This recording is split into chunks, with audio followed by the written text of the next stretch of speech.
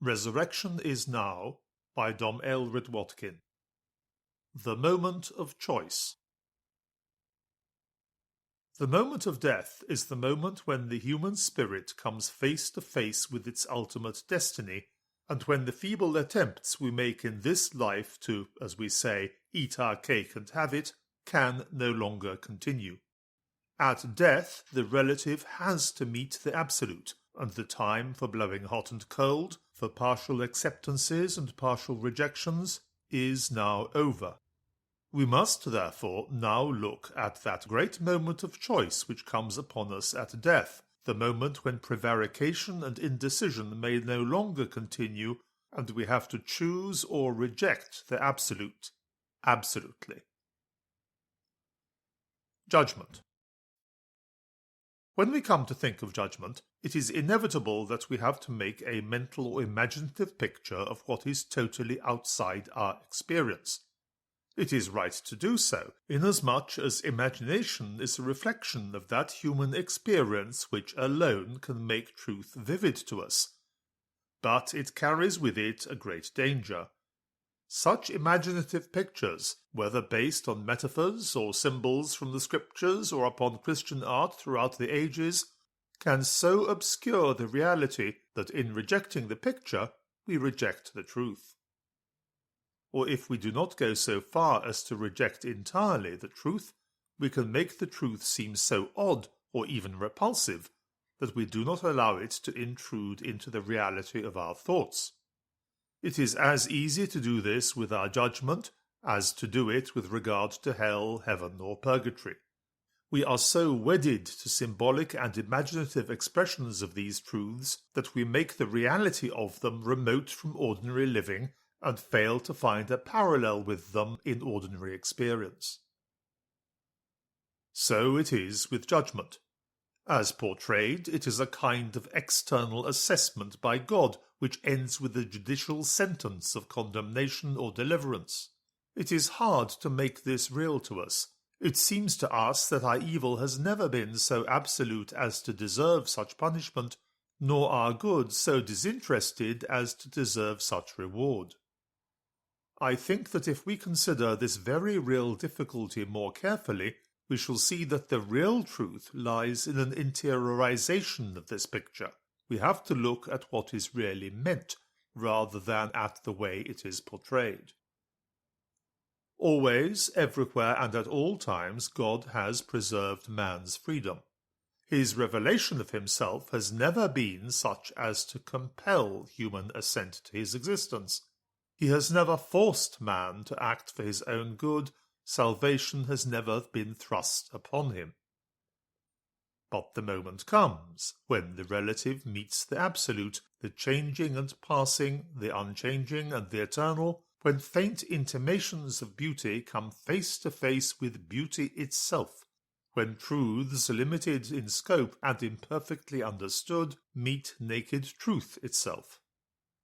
This is the judgment, or to use the gospel word, the crisis of the whole of human life. It is the moment towards which the whole of human experience has been directed. All that has happened before, every moment of living, every insight, every appreciation of truth, every impulse of loving, every longing and each and every striving leads irresistibly and inevitably to this. It is a moment that lies concealed at the heart of all moments that have gone before. Its grandeur, its hope, and its terror lie deep and unacknowledged at the roots of all human experience. Love has known it in the death and resurrection of its deepest moments. Knowledge has apprehended it as those times when truth is seen to be bigger than oneself. Faith has participated in it when it loses itself in the darkness of pure prayer. It is an agony and an ecstasy, that agony called by the poet the joyful agony of acceptance. Such pain and agony are inevitable and necessary, for they mark the process by which self-absorption and self-centeredness give way under the pressure of truth and love to the overwhelming and compulsive fact that what is true and that which is loved are larger than our limitations, cannot be given us on our own terms and must be accepted on theirs, that this giving of ourselves is a death which is the only way to resurrection. The moment of judgment, of crisis, is death, the moment when the mystery of ourselves meets the mystery of God. Illumined through and through by the pure light of truth, we can see ourselves for what we are. At the same time we can, as it were, see before us the absolute, all beauty, all truth, all love, and we know as we are known. But this beauty, this truth, this love is not thrust upon us. We are not dragged forcibly into its depths. It stands before us as a challenge to be met, an invitation to be accepted.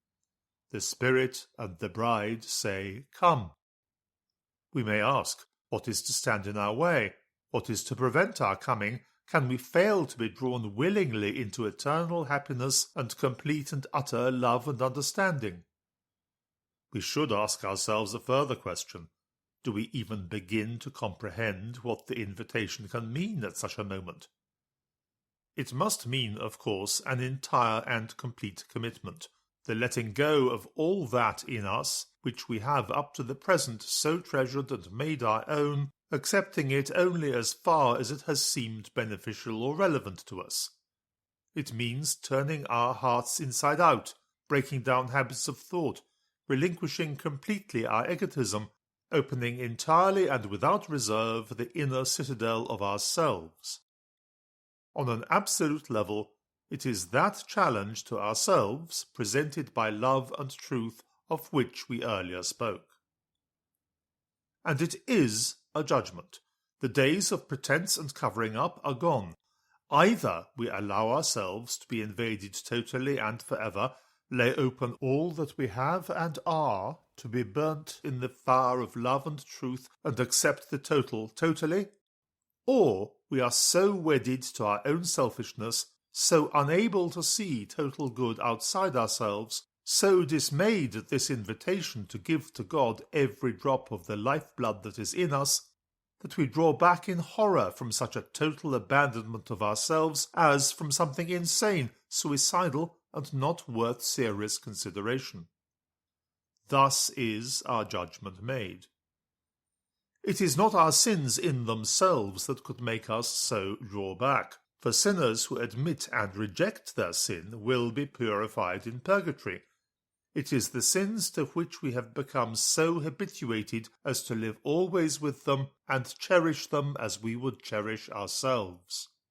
It is possible to arrive at a point when no good outside our selfishness can exist for us, to be turned in entirely upon ourselves as the only good.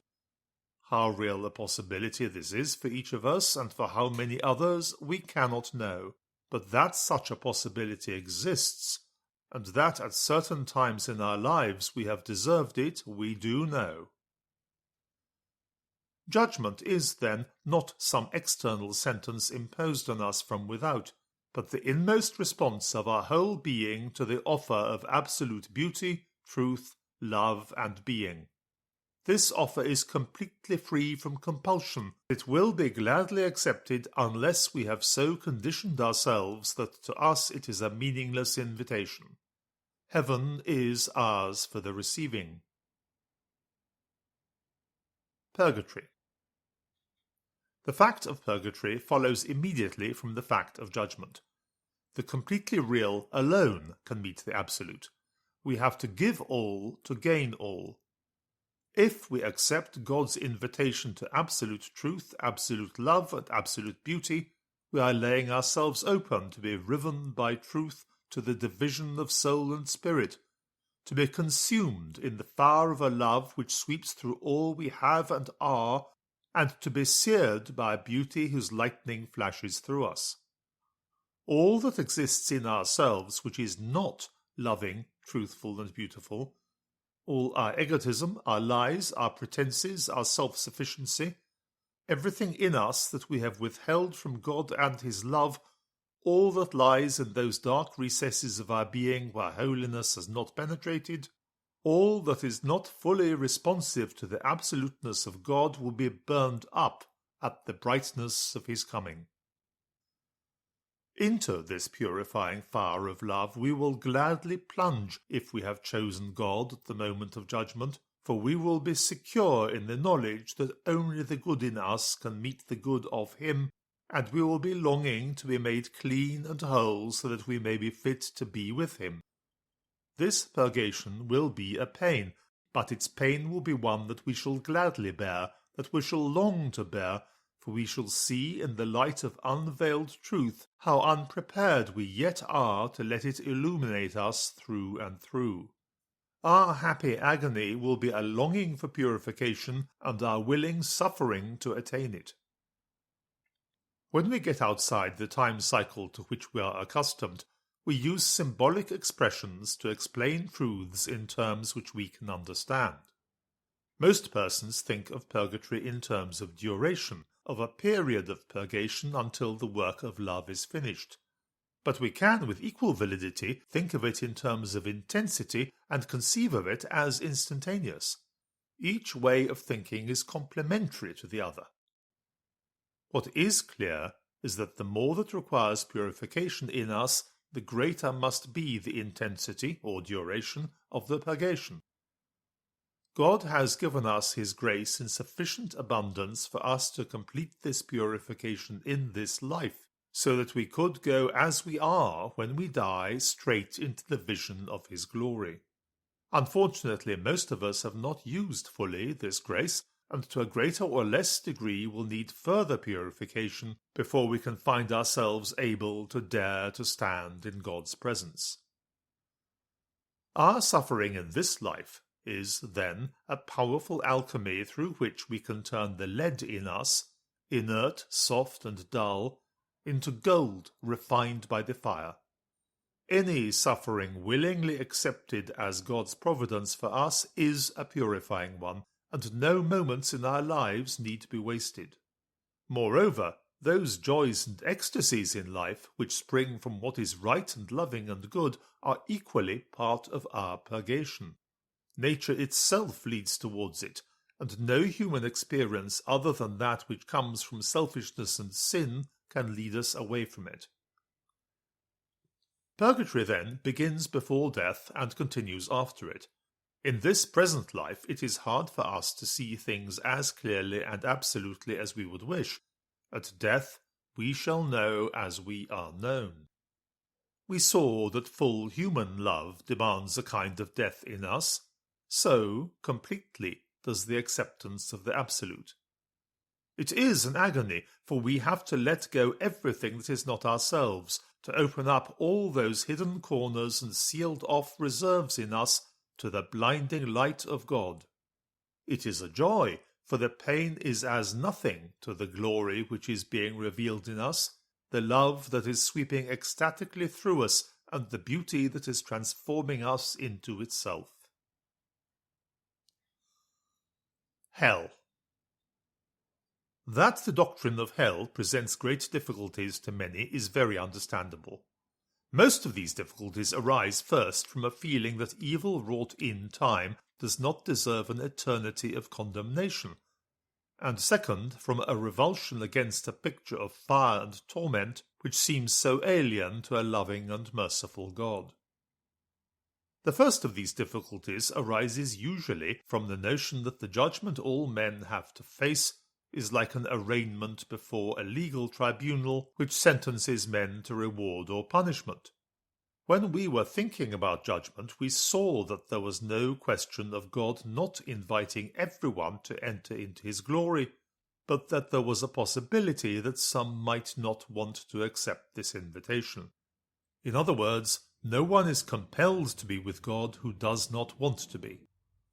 It may seem inconceivable to us that some persons should be so bound up with their own selfishness and self-indulgence that they are unable to see any good outside themselves so compelling as to make them relinquish all that they had hugged so long to themselves and had made their own private gods. Nevertheless, that in mind and heart a person can be so darkened, to use our Lord's phrase, that he cannot see any object at all in leaving all things and following Christ, must remain a genuine though we hope rare, possibility. What is certain is that God will not thrust his love and truth upon those unwilling to accept them. The host of heaven is not a conscript army.